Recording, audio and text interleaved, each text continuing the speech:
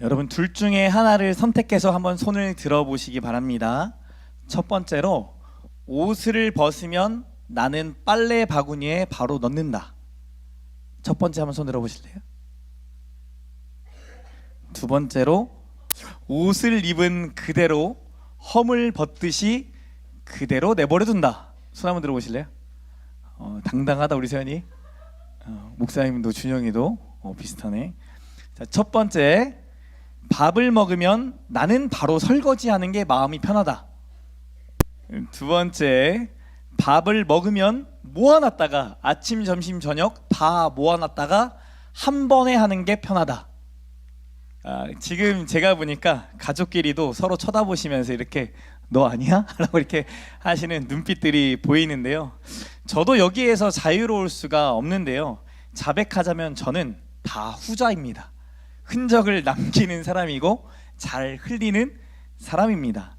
옷을 옷장에 거는 게 왜 이렇게 무겁고 힘든 일인지 모르겠어요. 샤워하러 들어갈 때 벗은 옷은 그대로 허물처럼 화장실 앞에 놓여져 있고요. 그런 저를 사랑하는 아내는 좋아할까요? 싫어할까요? 결혼해준 아내에게 정말 감사한데요. 지금은 이러한 모습들이 조금씩 바뀌어가고 있고 바뀌려고 참 많이 노력하고 있는데요. 지난 시간들을 돌아보니 제가 남긴 흔적을 사후 처리해줬던 동역자들의 흔적을 발견하게 됩니다. 나만 흔적을 남긴 줄 알았더니 내가 남긴 흔적을 처리해줬던 동역자들의 흔적이 생각납니다. 여러분은 어떤 흔적을 남기고 계십니까? 그리고 누구의 흔적이 여러분에게는 기억이 나십니까? 지금까지 계속 살펴보고 있는 사도 바울의 일생은 예수님을 믿고 따르는 우리에게 참 많은 큰 도전이 됩니다. 유대인에게만이 아니라 헬라인, 이방인에게도 복음을 전하며 세계 곳곳을 찾아다니며 교회를 세웠던 그의 삶 그 자체가 엄청난 업적이고 위대한 업적, 어나더 레벨, 어나더 믿음이라고 보여지고 그를 존경하게 됩니다. 바울과 같이 되게 해달라고 기도하신 분 계신가요? 생각보다 없죠. 왜?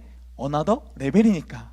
그 아래만 돼도 감사합니다 라는 생각이 들 때가 참 많은데요.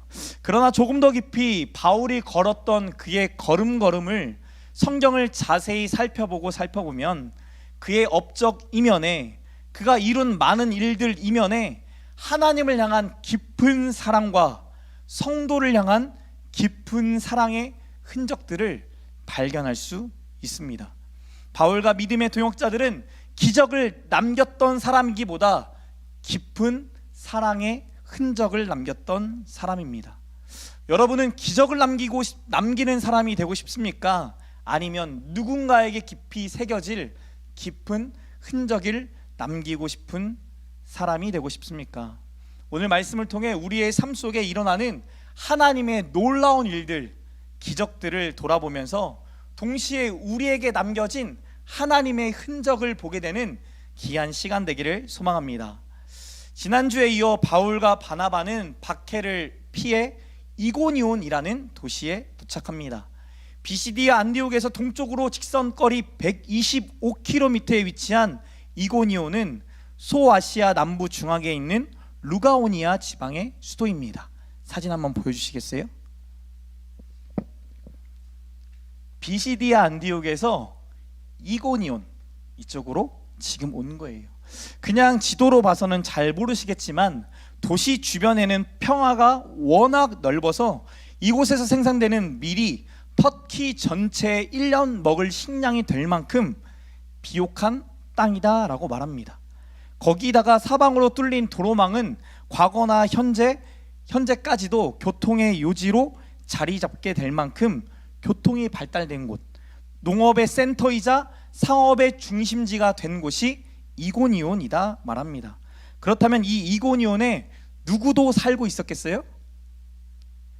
예루살렘을 떠난, 팔레스타인을 떠난 유대인들도, 디아스포라 유대인들도 많이 살고 있었다는 거예요. 오늘 본문에 보니까 유대인들이 만들어 놓은 회당도 있었다라고 말합니다.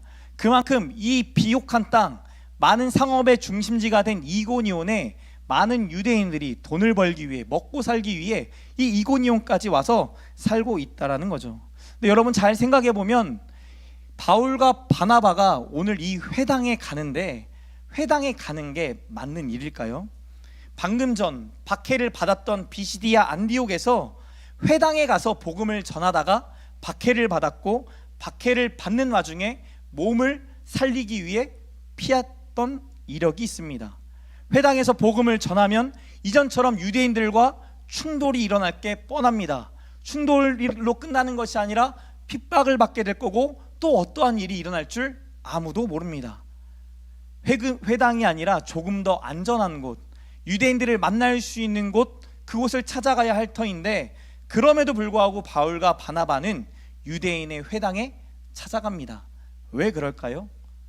그곳에는 말씀을 듣고자 하는 자들, 하나님의 말씀을 갈급해하는 자들이 항상 있었기 때문입니다. 핍박을 받더라도 말씀을 듣기 원하는, 받기 원하는 자들이 있다라고 한다면 그곳에 내가 가겠다라는 거죠.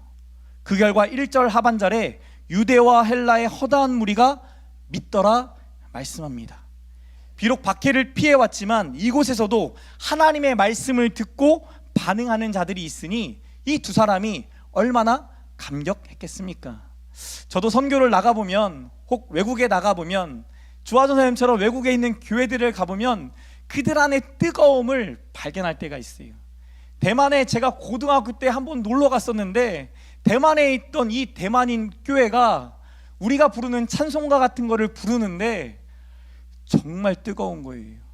옛날에 순복음교회를 방문한 느낌처럼 정말 뜨겁게 찬양하고, 기쁜 찬양을 하고 있는데 눈물을 흘리면서 하나님께 예배하고 손을 들고 자신의 죄를 고백하고, 놀라운 현장을 제가 고등학교 다닐 때 보게 하십니다.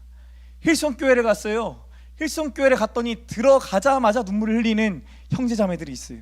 내가 마약을 하노라고, 내가 성적인 죄를 짓고 살아갔던 사람이라고, 내가 이렇게 타락하고 하나님이 사랑할 수 없는 사람이라고 앞에 나와서 간증하는 참 많은 젊은이들, 온몸이 문신으로 되어 있는데도 불구하고 나와 한 아이처럼 하나님 앞에 순수하게 자신의 삶을 고백하는 많은 사람들을 하나님 보게 해주셨거든요. 말씀을 사모하는 자들이 세계 곳곳에, 우리가 살아가는 삶의 현장에 있습니다. 여러분도 한번 돌아보셨으면 좋겠어요. 우리는 진짜 말씀을 사모하는 자인가? 말씀을 듣기를 원하는가? 들은 말씀대로 순종하며 따라가며 그 말씀이 내 안에 머물기를 원하는가? 나는 진짜 하나님을 예배하는 예배자인가? 돌아보셨으면 좋겠어요. 하나님께서도 담대히 말씀을 전하는 바울과 바나바와 함께 하신다라고 3절에 말씀합니다. 우리 3절 말씀 함께 읽겠습니다. 시작.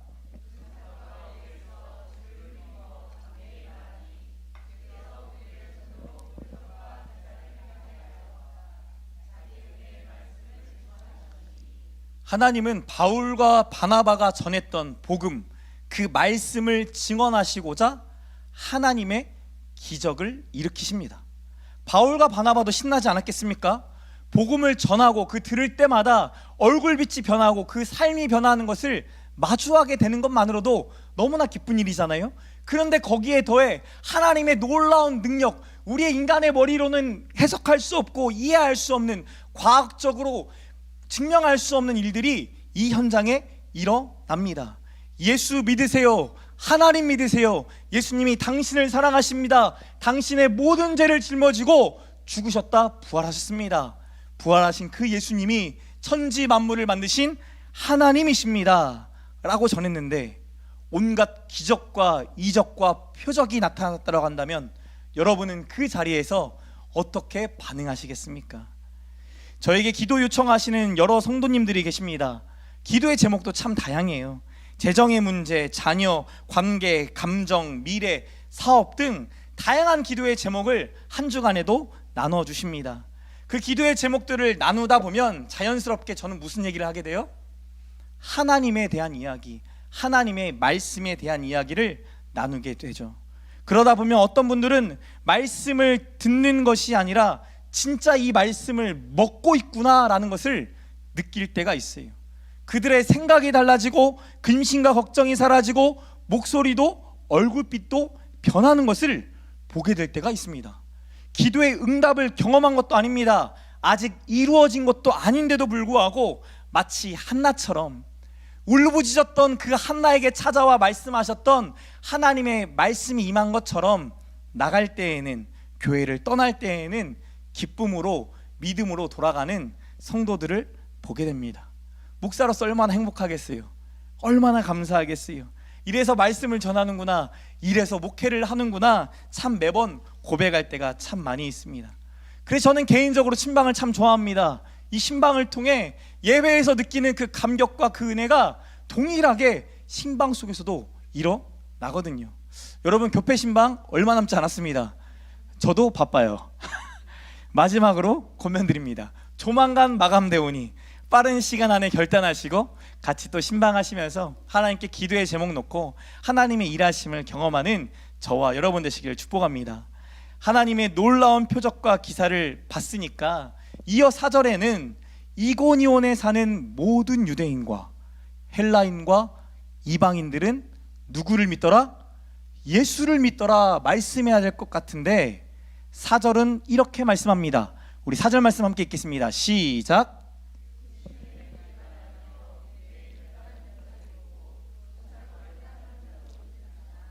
말씀을 들었습니다. 기적을 봤습니다. 그런데 이고니온에 있던 사람들이 둘로 나뉘어졌습니다. 사도를 따르는 자들, 그리고 유대인을 따르는 자들. 기적을 경험하면 모두가 예수를 믿을 것 같은데 믿는 자가 있는가 하면 여전히 믿지 않는 자도 있다는 것을 보여줍니다. 여러분도 어릴 때 이런 기도 많이 하지 않으셨어요? 하나님, 저도 바울과 같이 눈을 멀게 해주시면, 그리고 예수 그리스도의 음성이 들렸다, 내 눈에 비닐 같은 게 벗겨져 나도 띄어지면 나도 바울 정도는 되지 않겠습니까? 저랑 바울이랑 다를 게 뭡니까? 제발 저에게도 기적을 보여주시고 하나님의 놀라운 일들을 보여주세요.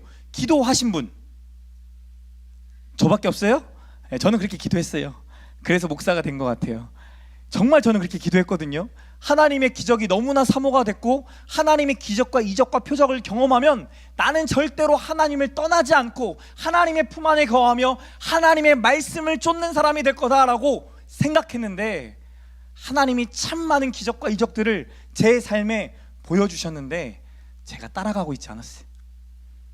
그 이적으로 하나님을 신뢰하고 하나님을 바라보고 하나님 진짜 살아계십니다, 기도의 응답 때문에 진짜 하나님이 살아계신 주라고 찬양했다가 어느 순간 찬양이 사라지고 불평이 생기고 불만이 생기고 왜 나를 낳았냐고, 나 같은 사람을 왜 이런 처지에 몰아넣었냐고 고백하는 저의 연약함도 보게 하시더라고요. 기적을 보았음에도 왜 이렇게 둘로 나누어질까요? 우리 3절 말씀 다시 읽겠습니다. 3절 말씀 시작.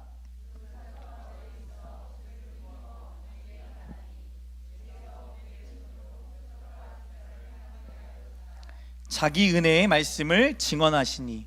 새번역 성경에서는 이렇게 번역되어 있습니다. 두 사도는 오랫동안 거기에 머물면서 주님을 의지하여 담대하게 말하였습니다. 주님께서는 그들의 손으로 표징과 놀라운 일을 행하게 하셔서 그들이 전하는 은혜의 말씀을 확증하여 주셨습니다. 하나님이 베푸신 기적은 두 사도가 전하는 말씀을 확증하기 위해서, 말씀한 대로 이루어진다라는 것을 보여주기 위한 통로로 하나님이 사용하셨다라는 거예요. 즉 사도가 전한 말씀을 들은 자, 받은 자는 기적을 말씀이 이루어지는 것으로 믿지만, 말씀을 듣지 않는 자는, 받지 않는 자는 기적이 하나님의 역사로 보이지 않는다라는 거예요. 기적은 이미 일어났음에도 불구하고 말씀을 듣느냐 받느냐에 따라 기적이 기적으로 여겨질 수도 있고 기적이 하나의 해프닝이 될 수도 있다라는 거죠. 기적이 일어나면 예수를 믿는가 질문할 것이 아니라 말씀을 듣고 있는가, 말씀을 붙잡고 있는가, 말씀이 내 삶에 살아있는가 질문해야 한다는 거죠. 이고니온에서 바울과 바나바가 도망쳐 루스드라로 갔을 때에도 비슷한 일이 일어납니다. 사도행전 14장 11절에 보면 루스드라는 로마의 식민지가 되었음에도 불구하고 지역 언어였던 루가오니아어를 사용한 것으로 보아 그 루가오니아어를 사용하고 있는 원주민들이 이 지역에 많았다, 다수였다라는 것을 짐작해 볼 수 있습니다. 원주민이 다수인 루스드라에서 바울 일행은 7절에 복음을 전했다라고 말씀합니다. 8절에 보니까 루스드라에 발을 쓰지 못하는 한 사람이 앉아 있는데 나면서 걷지 못하게 되어 걸어본 적이 없는지라 말씀합니다. 나면서부터 걷지 못하는 장애인에게도 9절에 하나님의 말씀을 전했다라고 말씀합니다. 그는 바울이 전하는 복음을 9절 상반절에 보니까 듣거늘 그 말씀을 듣고 있었다라고 말씀합니다. 많은 사람들이 있었습니다. 하나님의 말씀을 믿음으로 듣고 있는 자를 바울은 보았고 그 자가 나면서부터 걷지 못했던 장애인 한 사람이었다라는 거죠. 하나님은 말씀을 믿음으로 듣는 자에게 확증하시기 위해 오늘도 기적을 베푸십니다. 여러분, 말씀이 없는 기적은 그저 하나의 해프닝이 되기 쉽습니다. 유대인들은 말씀을 듣지 않았고 말씀이 들리지 않았고 결국 그 말씀이 없었기 때문에 기적을 베푸신 하나님의 뜻, 그 하나님을 만날 수 없었습니다. 많은 분들이 기도의 응답을 경험합니다. 어떤 분은 기도의 응답을 통해 하나님 앞에 더욱 진실되게 신실하게 살아가는가 하면 어떤 분은 기도의 응답을 받고도 하나님의 놀라운 일들을 경험하고도 하나님을 향한 감정이 식어져 가고 믿음이 깊어지지 않습니다. 왜냐하면 말씀이 없기 때문이죠. 기적을 경험해야 예수님을 믿는 것이 아니라 말씀을 듣는 자가 예수를 믿는 기적을 경험합니다. 다시 한번 읽어드릴게요. 기적을 경험해야 예수님을 믿게 되는 것이 아니라 말씀을 듣는 자가 예수님을 믿는 기적을 경험하게 됩니다. 저희 방송실에 우리 청년들이 많이 들어가 있어요. 저기 방송실에 들어가 있는 청년들의 공통적인 특징 하나가 있었습니다. 뭘까요? 말씀을 듣지 않는다. 계속 존다, 잔다, 늦게 온다. 저격하는 거 아닙니다. 왜냐하면 말씀이 들리지 않아서 매주 똑같은 저들의 모습을 볼 때 마음이 안타까웠어요. 하나님, 이 자리에 와서 누구는 은혜 받고 있고 누구는 하나님 앞에 결단하고 누구는 하나님 앞에 눈물의 씨를 뿌리는데 그저 왔다 그저 가는 이 청년의 때에 하나님의 꿈을 꾸고 하나님의 나라를 세우겠다는 놀라운 비전을 가져야 하는데 왜 졸까요? 왜 자고 있을까요? 왜 그저 왔다 그냥 갈까요? 마음이 너무 아픈 거예요. 고민했어요. 이걸 어떻게 전해야 할까? 어떻게 나눠야 할까? 고민하다가 방송실에 들어가자. 그거 아세요? 교회 방송실에서 일하는 애들이 제일 말씀 안 듣고 제일 방황하고 제일 많이 상처받는 거 왜 안 되냐고 하면서 막 째려보게 돼 있고 그 한마디에 감정을 상하게 돼 있는데 저희는 뭐 때문에 방송실에 넣었다고요? 말씀을 듣게 하려고. 제가 풀 스크립트로 설교를 쓰거든요. 풀 스크립트를 읽기라도 하라고. 성경 구절 띄워주려면 읽어야 되니까 말씀을 읽는 와중에 하나님 이게 마음에 새겨지게 해주세요라는 마음으로 저 자리로 인도했어요. 너무 감사한 것은 우리 사랑하는 아이들이 참 열심히 해주고 있어요. 우리 이들 위해 박수 한번 해주세요. 저들 가운데 하나님의 놀라운 일들이 일어나고 있다는 게 조금씩 보여져요. 말씀이 들어가고 변해지는 게 보여져요. 주호가 저한테 이번 주에 이런 말 했거든요. 목사님, 제가 예수 믿으면서 자랑스러운 적이 한 번도 없었습니다. 예수 믿는 것을 자랑하고 드러낼 일이 한 번도 없었는데 이번에 가게 된 사회 복무지는 예수 믿는 게 너무나 감사할 뿐입니다. 예수 믿냐 다 물어본대요.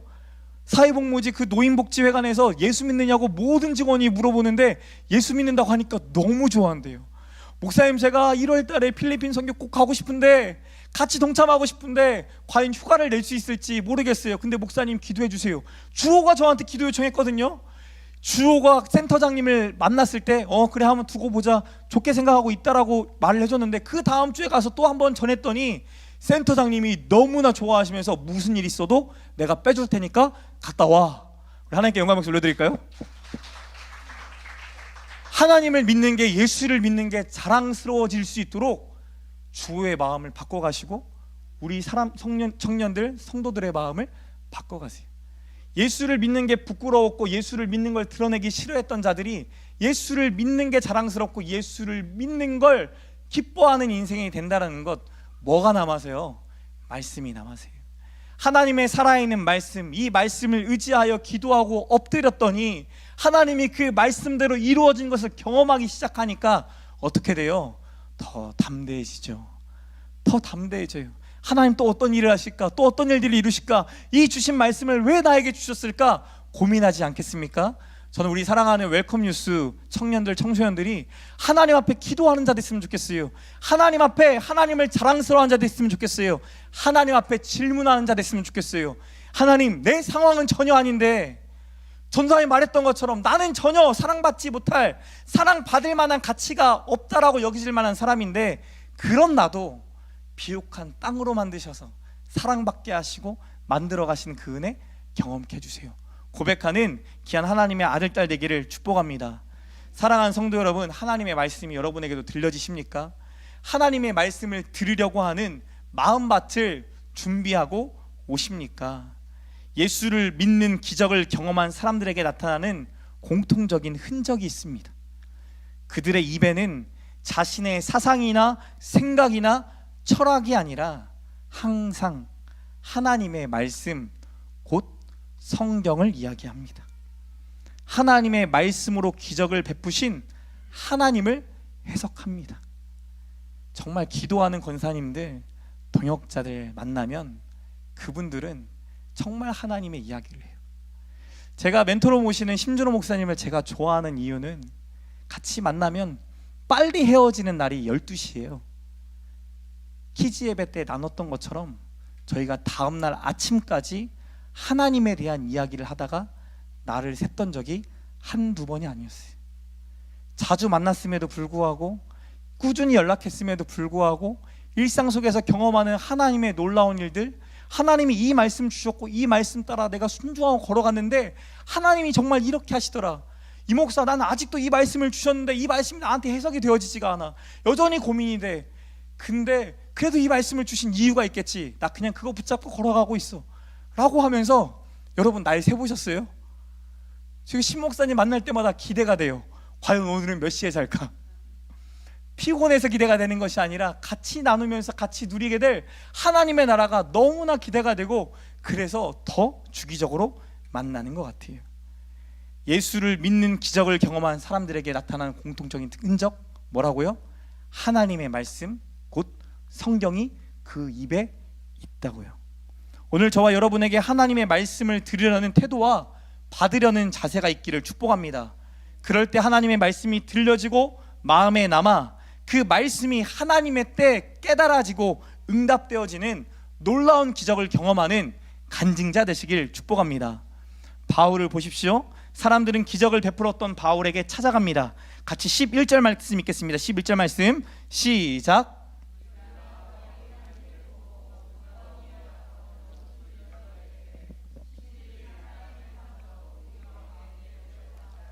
12절에 바나바는 제우스라 하고 바울은 그 중에 말하는 자이므로 헤르메스라 하더라. 13절에 시외 제우스 신당의 제사장이 소와 화환들을 가지고 대문 앞에 와서 무리와 함께 뭐하고자 하니?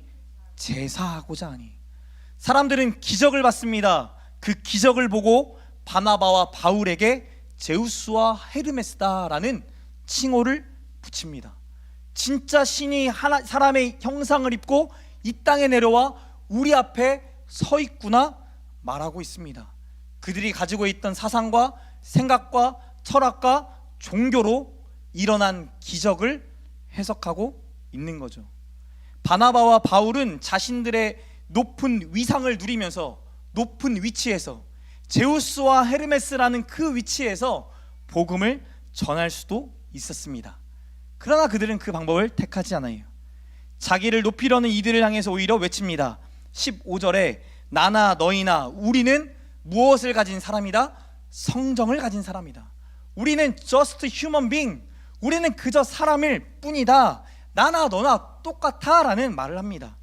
기적은 하나님을 높이고 그에게 돌아오게 하는 수단에 불과한 것이지, 자연 계시 중에 계시하셨던 그 하나님을 너도 한번 바라봐.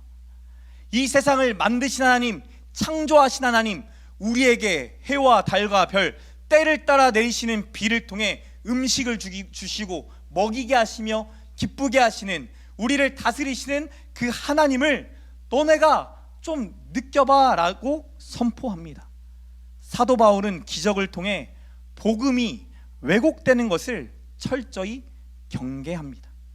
기적은 하나님을 높이고 그에게 돌아가는 수단, 그 수단에 불과하기 때문이에요. 그리고 나서 그 일을 통해 바로 복음의 진리를 전하기 시작합니다.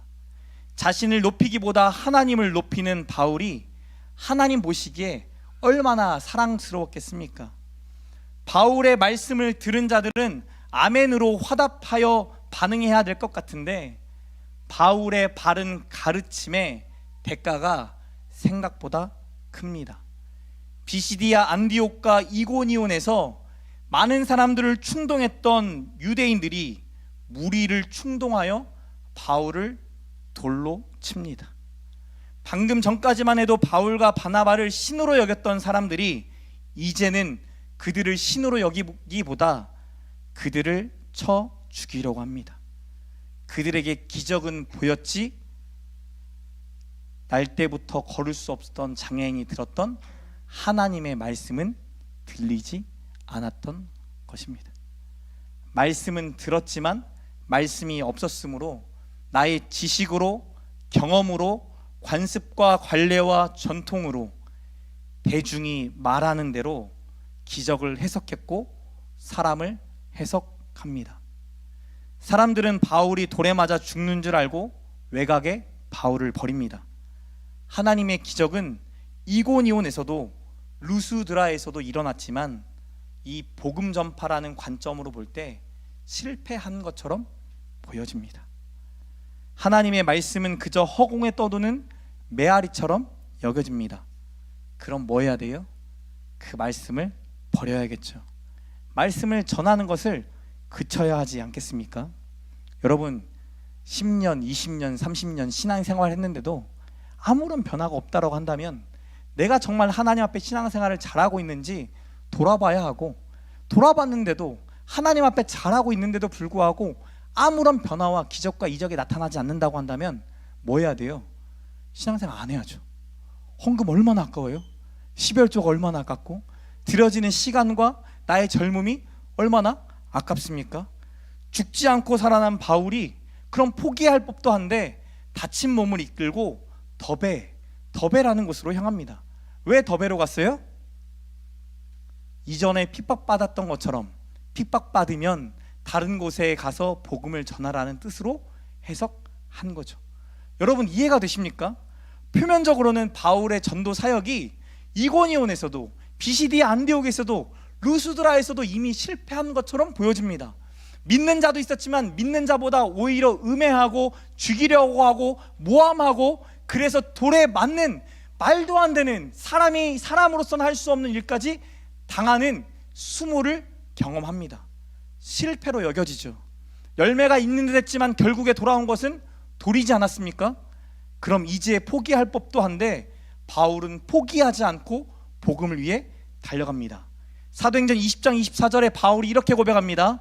내가 달려갈 길과 주 예수께 받은 사명 곧 하나님의 은혜의 복음을 증언하는 일을 마치려 하면은 나의 무엇조차 생명조차 조금도 귀한 것으로 여기지 아니하노라. 바울은 생명을 바쳐서 복음을 전하고 있어요. 오늘 우리에게 이렇게 생생하게 기록되어 전해질 수 있도록 성경은 이 장면을 목격한 한 청년이 있었다라고 말합니다. 바울이 당했던 수모, 바울이 당했던 어려움, 돌의 맞음을 봐왔던 한 청년이 있었대요. 그 청년의 이름은 우리가 알고 있는 디모데예요. 루스드라에서 복음이 실패한 줄 알았더니 루스드라에 누구가 있었어요? 디모데가 있었어요. 나의 동역자요, 나의 아들이라 불렀던 디모데가 있었거든요. 디모데후서 3장 11절에 바울이 디모데에게 이렇게 권면합니다. 박해를 받음과 고난과 또한 안디옥과 이고니온과 루스드라에서 당한 일과 어떠한 박해를 받은 것을 내가 과연 보고 알았거니와 주께서 이 모든 것 가운데서 나를 건지셨느니라. 내가 박해당하는 현장에 너가 있었고 너가 보았고 그럼에도 불구하고 하나님이 나를 어떻게 건지셨는지를 네가 보지 않았냐. 스데반의 피가 바울을 만들었다라고 한다면 바울의 피가 디모데를 헌신하게 만들지 않았겠습니까? 바울의 열정은 한 청년을 감동시켰고 제자의 길로, 예수의 길을 따르는 길로 가게 했습니다. 바울이 남긴 그 흔적, 그의 피는 디모데라는 청년을 예수의 사람이 되게 하는 기적을 낳게 했습니다. 눈으로 보기에는 수많은 무리가, 수많은 교인의 수가 성공과 실패를 결정하는 것처럼 보여지지만 루스드라에서 받았던 핍박과 고난, 돌에 맞음은 이 디모데라는 한 사람을 세우기 위한 하나님의 계획이 있었다라는 거예요. 수많은 무리가 아니라 디모데 한 영혼에게 예수의 흔적을 보여주기 위해 바울로 하여금 루스드라를 지나가게 하셨어요. 그렇다면 우리도 질문해 봐야 하죠. 우리는 지금 어떤 흔적을 남기고 있는가? 더촌교회는 어떤 흔적을 남겨서 하나님께 칭찬받기 원하는가? 어제 새신자교회에 성전 이전 감사 예배를 드리러 갔어요. 너무나 감사하더라고요. 40평밖에 안 되는 그 건물 안에 정말 전국에서 오신 손님들, 목사님, 사모님, 또 함께 사역했던 분들이 다 와가지고 칭찬해주는 모습을 보게 됩니다. 그러면서 옛날 저희 모습이 생각나는 거예요. 이 더추천교회가 지어졌을 때 그때가 생각이 나요. 이 천장을 한번 오픈하고 얼마나 마음이 힘들었던지. 이거 한번 오픈했더니 500만 원 들어가요. 아래 장판을 깔고 싶은데 장판을 깔으려고 했더니 300만 원이 들어가요. 공사 뭐 하나 할 때마다 100만 원, 200만 원, 1000만 원 빠져나가는 건, 계좌에서 사라지는 건 한순간이더라고요. 마음이 힘들고 어려웠던 그때. 그래도 하나님이 세우기 원하시는 교회를 세우자 몸으로 막 했던 그때. 첫 2주는 제가 가진 체력과 건강으로 버텼는데 나머지 4주는 매일 아침 판피리를 먹지 않으면 일터에 나갈 수 없었던 그때.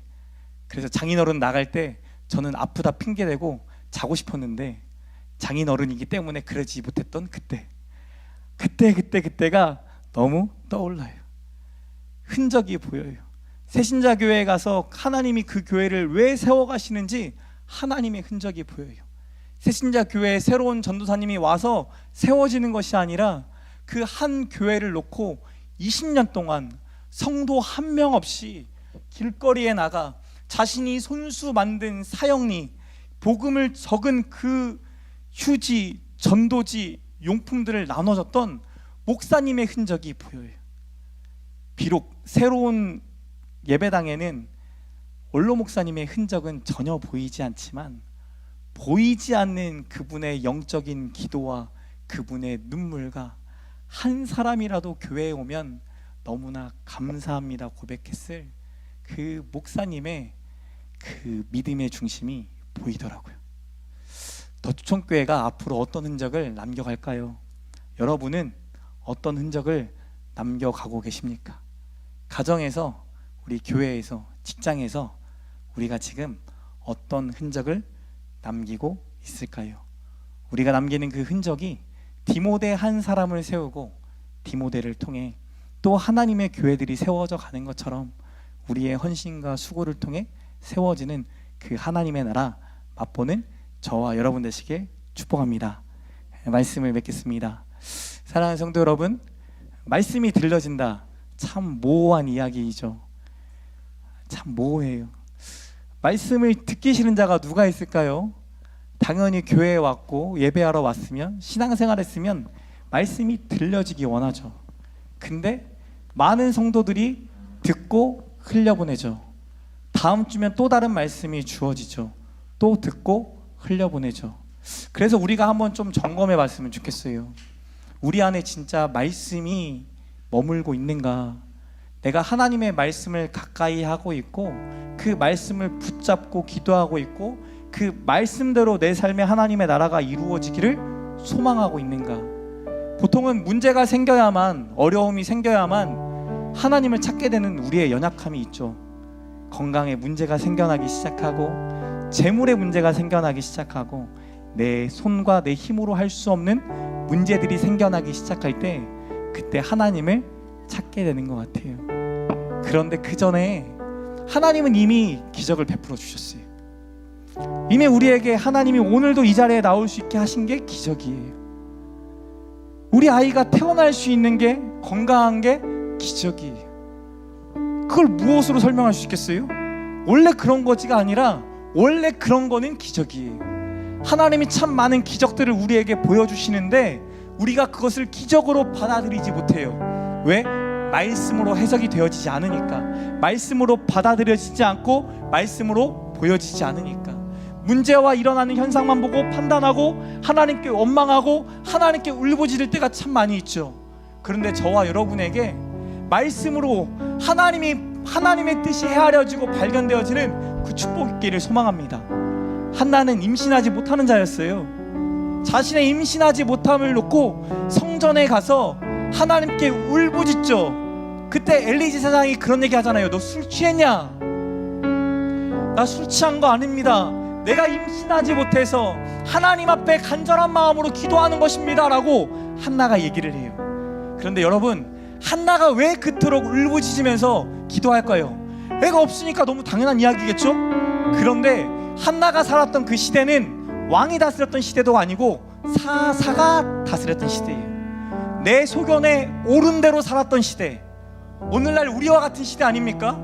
내 소견대로 살으면서 내 소견에 옳은 것들을 증명하려고, 내가 이렇게 투자했더니 몇백억이 됐고 몇천억이 됐고 몇 조가 됐다라는 수많은 유튜브의 동영상들을 보면서 도전받게 되고, 나도 뭔가가 돼야 되고 뭔가를 이뤄야 되는 그런 환상 속의 기적 속에 기적을 이루는 자로 살아가고 싶잖아요.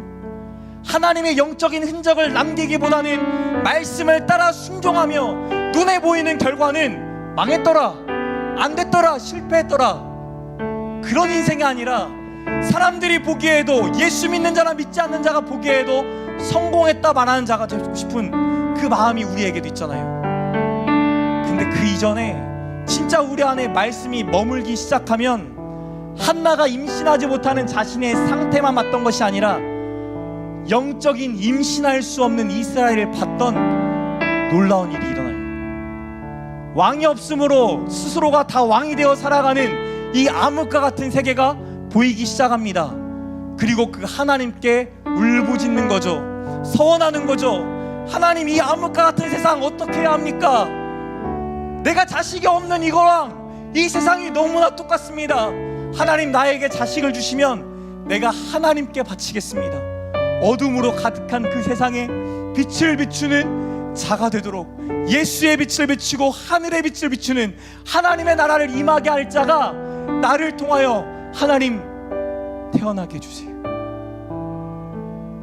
엘리지 사장의 말씀이 한나에게 응답으로 다가왔잖아요. 기적처럼 사무엘이 생겨났고, 사무엘을 통해 암흑과 같은 시대에 영적 지도자가 세워지고 이스라엘 백성이 또 세워지는 것을 보고 경험해요. 사랑하는 성도 여러분, 우리가 말씀을 붙잡아야 돼요. 하나님이 주신 말씀으로 우리의 삶을 해석해 보셔야 돼요. 여전히 수많은 기적과 이적과 표적들을 우리에게 보여주시면서 우리를 이끌어가고 계심에도 불구하고 우리에게 말씀이 없으므로, 하나님을 아는 지식이 없으므로 기적이 보이지가 않아요. 하나님을 믿게 되는 것, 예수를 믿게 되는 것 자체가 기적인데 그 기적을 기적으로 받아들이지 않아요. 그래서 여전히 보여지는 것, 보여지는 세상에 마음을 뺏기며 살아가요. 같이 결단해 봅시다. 하나님이 주신 말씀을 붙잡는 자 되게 하여 주시옵소서. 그 그 말씀이 나에게 머무는 자 되게 하여 주시옵소서. 그 말씀을 붙잡고 기도할 때 진짜 이미 하나님이 앞서 일하고 계신 것을 깨달아 알게 하시고 내 삶에 이미 역사하고 계신 하나님의 기적이 있음을 발견하게 하여 주시옵소서. 우리 같이 한번 기도하시겠습니다.